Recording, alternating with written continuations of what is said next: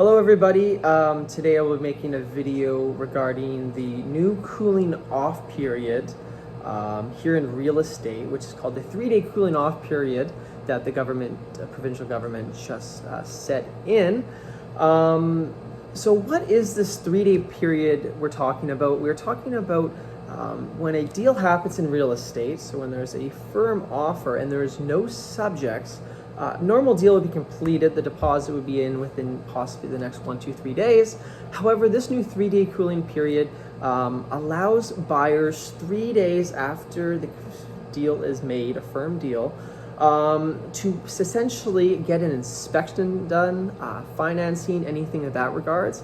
And if something does happen where they can't get financing or an inspection comes back and there's some things that they just didn't like, the buyer is actually able to back out of the deal.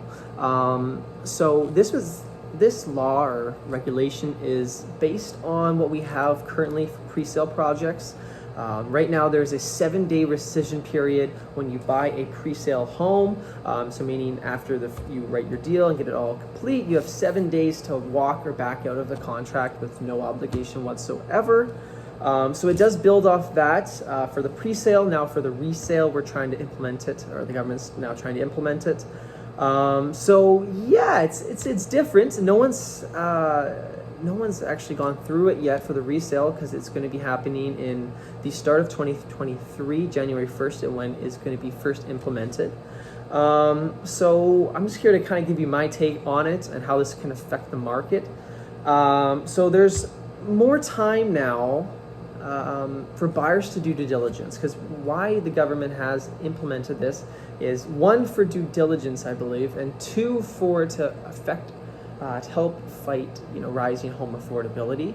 I don't know if this takes on home affordability right head on, but I think it does give buyers who maybe rushed into a contract some time to do some due diligence. So they can get the inspection done, they can get financing done, certain things like that in those 3 days. Whereas before the last 6-12 months, we've seen most of the competing offers on homes with no subjects. So meaning you're writing an offer and you're just hoping that the financing goes well and the inspection goes well and insurance, anything like that. And right now we have been seeing from those people who bought some regrets, meaning they either didn't know about something wrong in the home or they think they overpaid. They just rushed into it because that was kind of where the market is at. And I can definitely feel for those people because it was a pretty crazy time. The market isn't really like that now, but at that time it definitely was. You'd see between 2-10+ offers on a property, so you kind of almost feel forced into just making an offer with no conditions and just kind of crossing your fingers that everything goes right.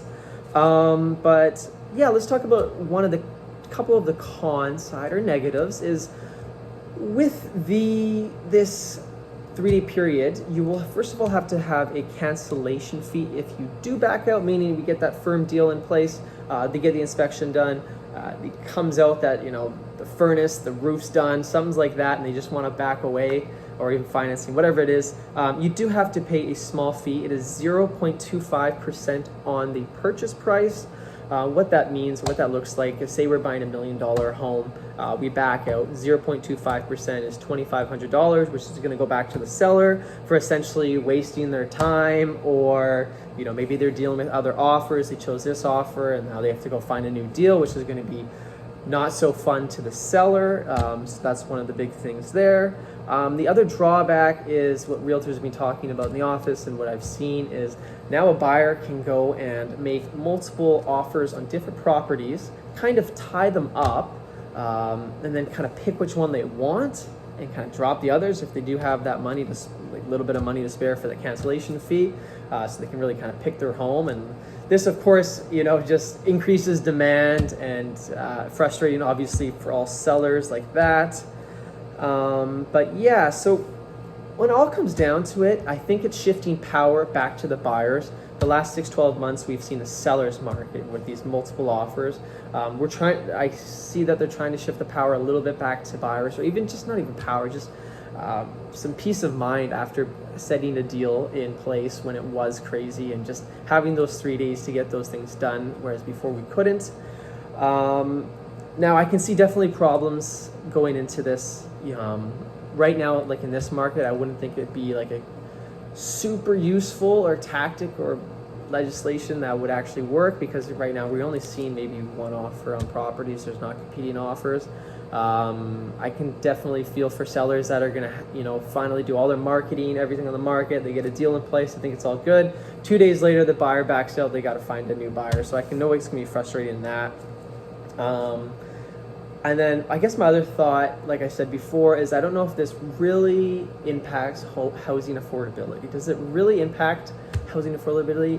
To me, I'm not too sure. I always think supply and demand. So we know there's a lot of demand here in BC, especially Vancouver, anywhere close to that, Richmond, Burnaby, Fraser Valley, Metro Vancouver area. There's demand. No talk against it. Like everybody, there's lots of people who want to live here. So when we have such high demand, supply and demand. So we need some more houses to match that demand. And supply is coming. The government is focusing on getting more homes in place, especially at a lower price. So the problem with that being there's not really a quick solution to that, because of course to build houses, it takes years. It takes years to get permits and all these things just to be done. That's one of the big drawbacks right now, is to even build like a condo development or townhome development. This is like 3-5 years out of the way. Of course, we're building them now, but if we're talking about 3-5 years down the road, that's how long it's going to take. And people, of course, are coming into BC every year by the thousands of thousands. So the long-term solution I do see is, increasing supply and hopefully making it easier for builders and developers to actually build their product, the homes, to bring them faster to the market, so that we can have, more supply to reach that demand. Because that 6-12 months ago, it was just crazy, the demand to supply. Now it's shifted. It's more of a balanced market. But of course, real estate doesn't just stay that way. It goes both ways in that regard. So I can definitely see that being a bigger concern. So I don't know if it, like I said, tackles it head on. But yeah, I would just say that's my take on it. I hope that it can do some good. Realtors in general, the real estate industry, are 50-50 on it. They prefer to see listings on the market. Like here's a little example. They prefer to have a house listed, and then 7 days later, they take offers. So within that 7-day period, people can already start doing their inspection, financing, whatever they need to do. They have that time, and then offers after that, which we would kind of be doing. And the other thing that would I think that would really help address housing affordability is to get rid of blind bidding on homes. So right now, if you bid on a condo, townhome, whatever it is, you're bidding blind, meaning you don't know what your competitors bidding or your competitors are bidding. So if there was some type of registry where you knew what everyone's bids were, I think that would stop people from going crazy over the asking price. So like an example is, say a home's listed at $950,000. There is going to be 2 other offers on the property. Right now, if you were to make an offer, you would know what the other offers are. So you might go $1,050,000, $1,075,000, just in case, if you really love this house. But if there was a registry where you could see the other offers, you would see that one's at $940,000, maybe one's at $955,000. So you're thinking now, oh, okay, so the offers are only at $940,000, $955,000. I can make an offer at $960,000, $965,000, $970,000, instead of offering $1,035,000, $50,000. That huge gap would be cut down. So I think that would be a great way. That would help housing affordability and make sure people aren't getting these crazy prices that they're asking on homes. So once again, that's my take on it. I just wanted to share that with you. But thank you so much for listening. I hope this gave you some type of useful information that you can hopefully use when you are deciding to purchase a house or a home. But yeah, thank you so much, and have a great one, guys.